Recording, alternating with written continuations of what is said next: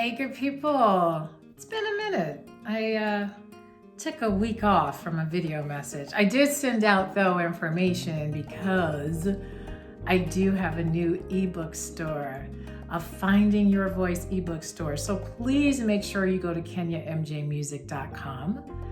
And when you go there, you just enter my site and you can browse and look. If you want to go straight to the ebook store, the new ebook store, you're going to go to kenyamjmusic.com/store. That's simple. So we're back though, and we are winding down, wrapping up 2020, right?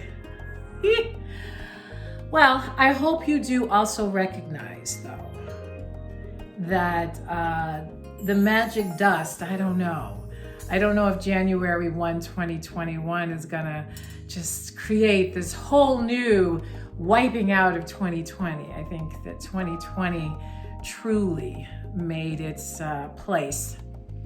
But I do think that the start of a new year means it's time to bring in the lessons, take in the things that worked really, really well for us, and bring them in the new year. And the things that didn't, well, you know.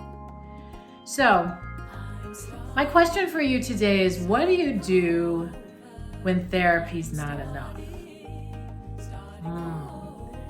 What do you do when therapy is not enough? Now, a lot of you who follow and subscribe to my YouTube channel are fans of my music, which I so appreciate, like beyond. And music is my playground. It really, really is.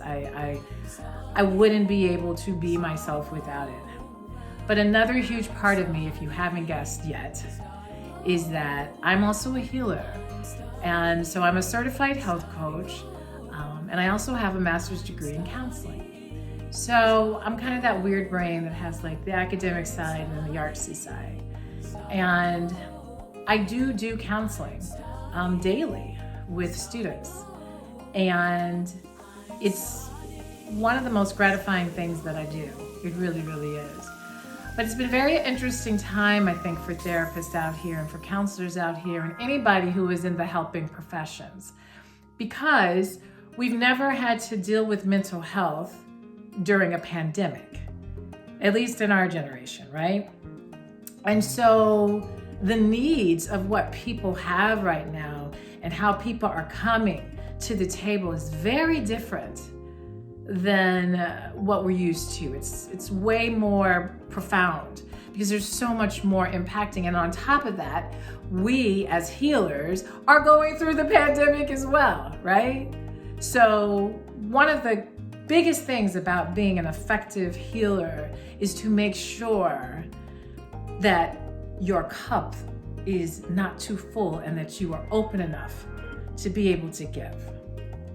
And so I was asking myself, and I've been thinking about this a lot and listening to other people in the healing professions. And notice I say healing, meaning therapists, counselors, spiritual guides, coaches, life coaches, all of that, healers.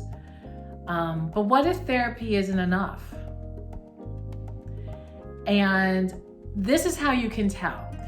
If you are someone who has traditionally had therapy, or maybe you've never had therapy, but you've tried it out because this year, well, yeah, it's 2020, so you tried it. And you're finding these weird obstacles and blocks and barriers, despite really maybe strong sessions. And healers, those of you out here, maybe you're like, I'm doing kind of what I was learning, and I've done what I was trained to do, especially if you're more traditional therapists. Clients need more.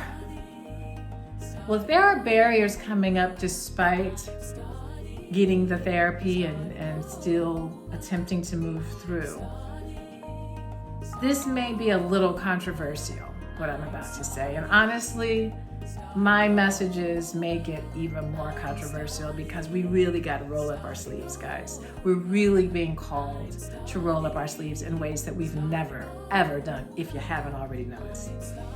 My thoughts are this, and I'm not going to go too far on this, but I'm going to keep talking about this in the future. who we are as souls and spirits, our spirituality, fundamentally, our core, our spirituality, our soulful self, really has to be loved, really has to be nurtured. And if that seems abstract to you, that's okay, because it's a process.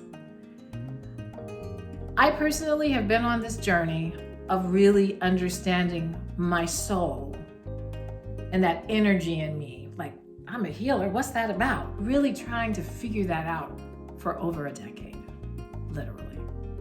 And so it was my spiritual development and me really digging into who I am beyond religion, beyond what I was told by my parents, beyond what I was told by my friends, beyond what I was told pretty much everywhere, and really got still with God and started really saying, all right, God, it's you and I. Let's work this out. And I did that coupled with therapy. And that's when the breakthroughs really started to happen for me. That's when I started to really learn about me. It took all of that, not just the therapy and not just the spiritual development. It had to incorporate all of it. So this is a little bit longer, but I want to encourage you this, because we're going to dig into this more, because this to me is honestly kind of the point, is that we have to dig deeper. And that doesn't mean that you got to be a deep person. That's not what this is about at all. This is about connection. This is about connecting to a part of yourself that otherwise hasn't probably been as explored. And so if therapy is going through history and family and habits, but who are you as a soul? And I would really encourage you to begin to explore this. And this can be very simple to start off with. It has to be simple. Otherwise, you're not going to do it.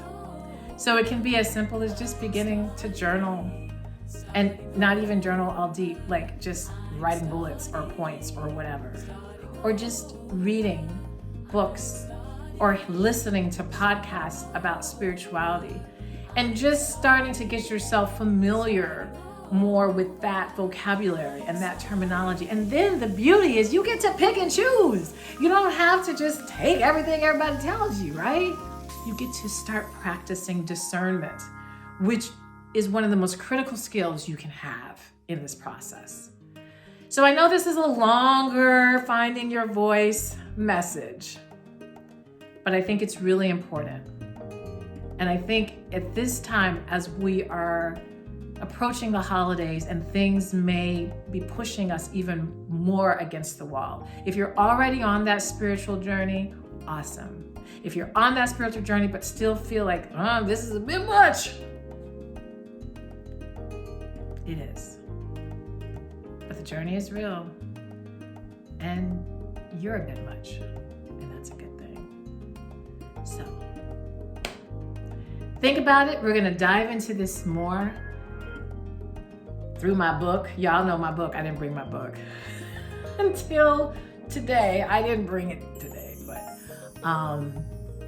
I want you to begin to start thinking beyond the norm, and not just intellectually, but start getting some heart-centered space in there. All right, you guys be good.